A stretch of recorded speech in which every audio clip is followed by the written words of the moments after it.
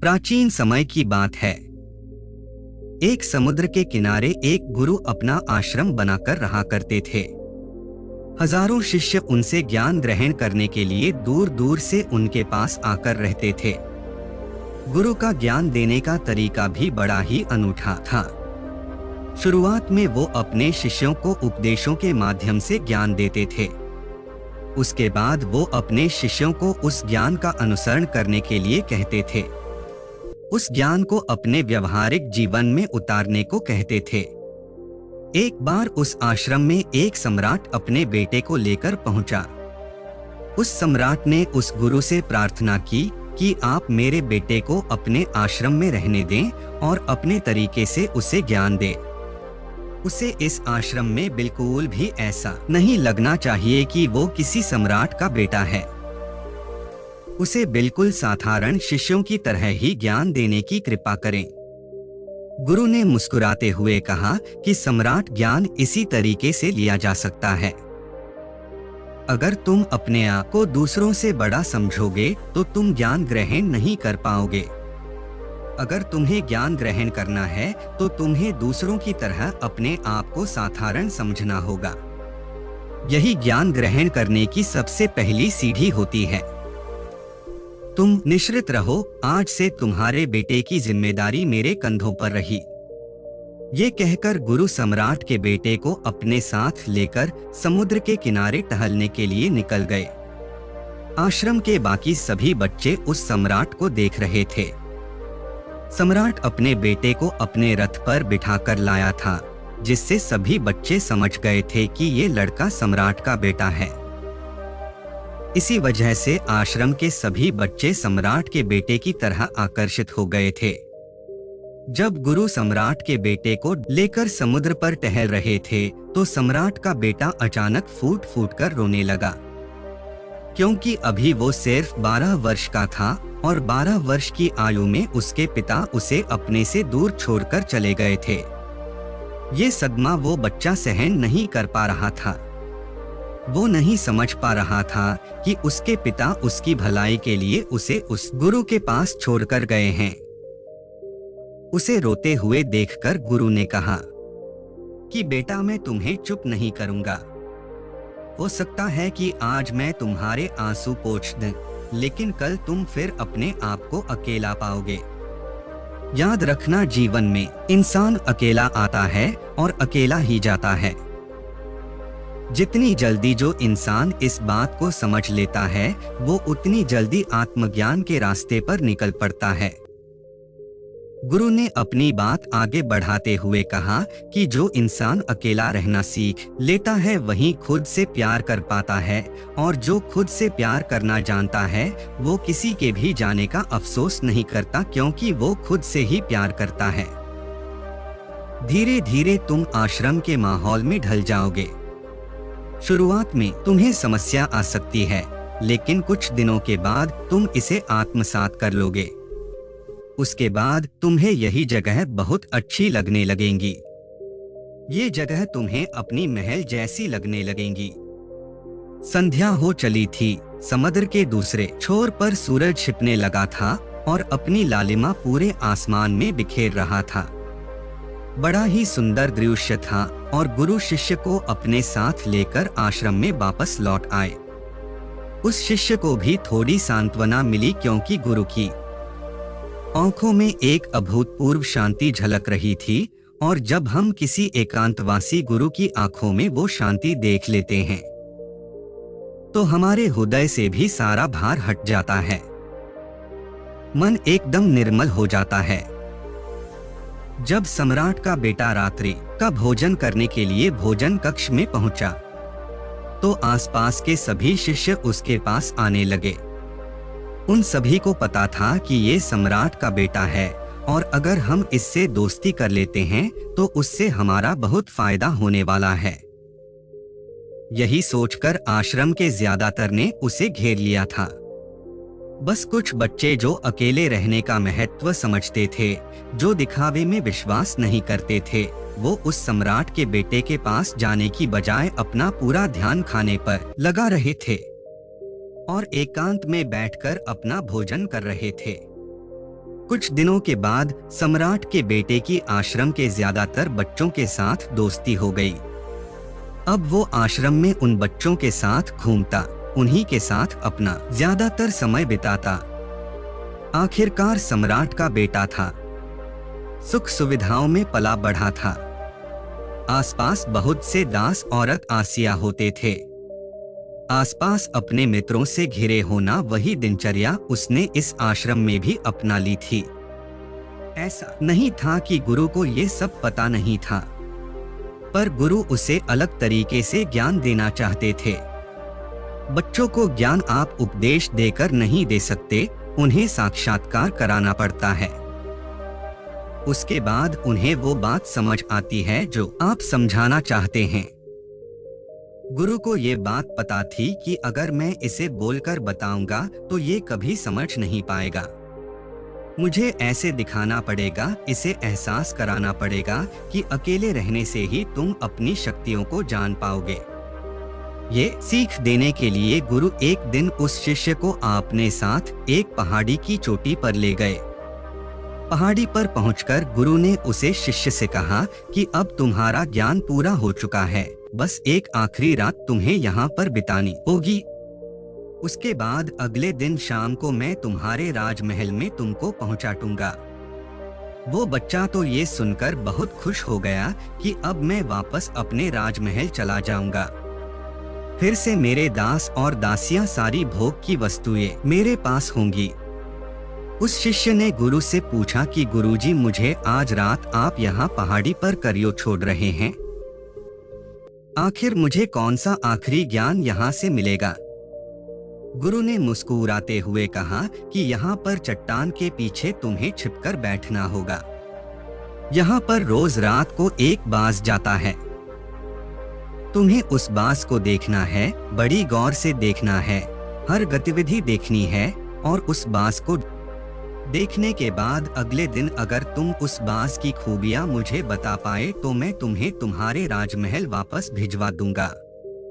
और हाँ, सुबह आने से पहले एक बात पर और ध्यान देना है, एक चरवाहा यहाँ पर अपनी भेड़ों को चराने के लिए आता है। तुम्हें उन भेड़ों की गतिविधियां भी देखनी है।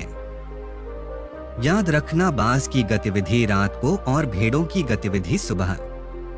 अगर तुम दोनों की गतिविधि ध्यान से देखकर मुझे बता पाए तो तुम इस आश्रम से हमेशा के लिए आजाद हो जाओगे, तुम्हारा ज्ञान पूरा हो जाएगा। मैं तुम्हारे पिता को कह दूंगा कि ये बच्चा हमारे आश्रम का सबसे ज्ञानी बच्चा है। ये कहकर गुरु अपने आश्रम में वापस लौट आए और वो बच्चा वहीं पर उस चट्टान के पीछे खड़ा हुआ उस बाज का इंतजार करने लगा। काफी वक्त बीत जाने के बाद वहां पर एक बाज अपने बच्चों के साथ पहुंचा। सम्राट के बेटे ने पूरी रात उस बाज की गतिविधि बड़े ही ध्यानपूर्वक देखी और सुबह होने के बाद जब चरवाहा वहां पर अपनी भेड़ों को लेकर पहुंचा तो उसने एक अभूतपूर्व दृश्य देखा। उसने देखा कि वो बाज भेड़ की एक मेमने को अपने पंजों में दबाकर आसमान में उड़ गया। उसने उस भेड़ के बच्चे का शिकार कर लिया था। ये सारा दृश्य देखकर वो बच्चा आश्रम में वापस अपने गुरु के पास पहुंचा। इससे पहले कि गुरु उससे कुछ पूछते, उसने गुरु को प्रणाम करते हुए कहा कि गुरुदेव, आप आश्रम के सभी बच्चों को यहाँ पर बुला लीजिए। मैं सब लोगों को बताना चाहता हूँ कि मैंने क्या देखा। जब आश्रम के सभी बच्चे वहां पर पहुंच गए तो उस सम्राट के बेटे ने कहना शुरू किया कि मैंने अपने जीवन में बहुत से पक्षियों को देखा है, लेकिन बाज उन सभी पक्षियों में से सबसे अद्भुत और सबसे अलग होता है। उदाहरण के लिए एक तोता हम सभी ने देखा है। तोता बोलता तो बहुत है लेकिन कभी ऊंचा नहीं उड़ पाता। लेकिन एक बाज जो कि हर समय शांत रहता है, वो आकाश को भी छू सकता है। उसमें आकाश को भी छू लेने का सामर्थ्य होता है। जब भी एक बात अपने शिकार को निश्चित कर लेता है तो वो उसी शिकार पर अपनी नजरें गड़ाए रहता है, चाहे वो कितनी भी ऊंचाई पर क्यों ना हो, चाहे कितना भी बड़ा तूफान क्यों ना जाए, लेकिन उसकी नजर हमेशा अपने लक्ष्य पर स्थिर रहती है। आज सुबह जिस बाज को मैंने देखा, उसने हर भेड़ को अपना शिकार नहीं बनाया, बल्कि उस भेड़ के झुंड में से उसने उस भेड़ के मेमने को अपना शिकार बनाया। उस बाज की तरह हमें भी अपना ध्यान अपने एक ही लक्ष्य पर स्थिर रखना चाहिए। चाहे कितनी भी अड़चनें क्यों ना आए, हमें अपना लक्ष्य स्पष्ट दिखाई देना चाहिए। 10-20 अलग अलग लक्ष्यों में अपनी इसीलिए या तो बड़ी सोच वालों के साथ रहो या फिर अकेले रहो, क्योंकि जब हम अकेले रहते हैं तभी हम खुद की ताकत और खुद की कमजोरियों को जान पाते हैं। कमजोरियों को जानकर उनको दूर कर सकते हैं और अपनी ताकत को जानकर उसका सही इस्तेमाल कर सकते हैं, लेकिन वो तभी संभव होगा जब हम अकेले रहना सीखेंगे। चौथी सीख जो हमें एक बाज से लेनी चाहिए कि एक बाज हमेशा अपनी सीमाओं से ऊपर उठकर उड़ता है। जब तूफान आता है तो हर एक पक्षी अपने घोंसले की तरफ भागता है, खुद को छुपाने की जगह ढूंढता है। लेकिन बाज ऐसा कुछ भी नहीं करता। वो खुद की सीमाओं को तोड़कर बादलों से भी ऊपर उड़ने का प्रयास करता है। हवाएं उसे थपेड़े मारती है, पंख उसके बाहरी हो जाते हैं, पानी और धूल की वजह से उसे कुछ दिखाई नहीं देता, लेकिन वो फिर भी आसमान की तरफ उड़ता रहता है और अंततः बादलों से भी ऊपर निकल जाता है और वहां तब तक उड़ता रहता है जब तक मौसम ठीक नहीं हो जाता। अपनी सीमाओं को सिर्फ इसलिए तोड़ पाता है क्योंकि वो समस्या के आने पर उससे घबराता नहीं है, उससे डरकर बचने का प्रयास नहीं करता, बल्कि एक सकारात्मक नजरिए के साथ उसका सामना करता है। जीवन में चाहे कितनी भी अड़चनें क्यों ना आए, हमें उन अड़चनों से लड़ना चाहिए, ना कि उनसे डरकर कहीं छिप कर बैठना चाहिए। बहादुर तो वो लोग होते हैं जो तूफानों से टकरा जाते हैं, कायर तो अपने घर में अपने घोंसले में अपनी जगह ढूंढकर बैठ जाते हैं। पांचवी बात जो हम एक बाज से सीखनी चाहिए कि बाज कभी भी अपने घोंसले में घास के कोमल तिनके नहीं रखता। जो तिनके एक कोमल होते जाते हैं वो उन्हें निकालकर फेंकता रहता है।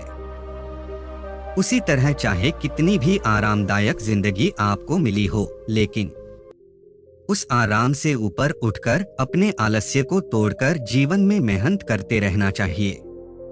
जीवन में पसीना बहाना चाहिए, शारीरिक मेहनत करनी चाहिए। अपने घोंसले से कोमल तिनके उठाकर फेंक दो और आज ही अपने आलस्य को तोड़कर निकल पड़ो।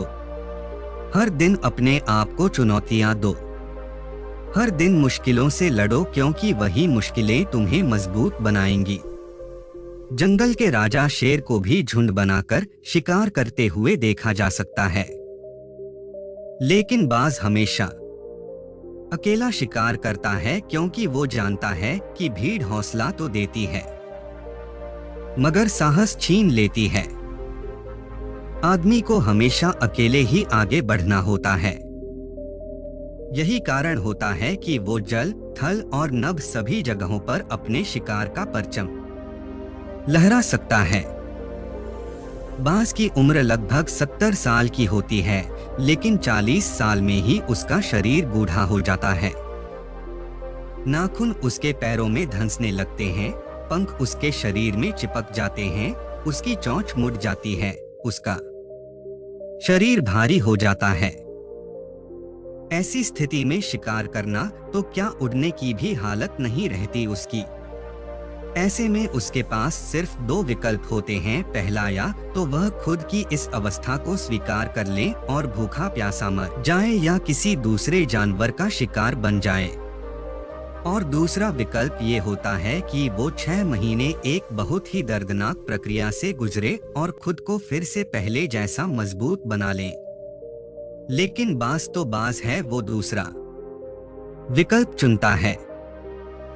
इसके लिए वो खुद को एक बेहद ही ऊंचे पहाड़ पर ले जाता है, जहां वो पहले अपनी सोच से अपने सारे पंख खींच कर उखाड़ देता है और फिर चट्टान पर पैर मार मार कर अपने पंजे तोड़ देता है। उसके बाद उसी चट्टान पर अपनी चोंच को पटक पटक कर तोड़ देता है और इस लहूलुहान अवस्था में खुद को दूसरे जानवरों से छुपाता फिरता है। अगले 6 महीने तक वो इसी दर्दनाक प्रक्रिया से गुजरता है और इंतजार करता है नए चोंच, नए पंख और नए पंचों का। तब फिर वो अपनी नई जिंदगी शुरू करता है और निकल पड़ता है अपने शिकार पर और अगले 30 सालों तक फिर से राज करता है।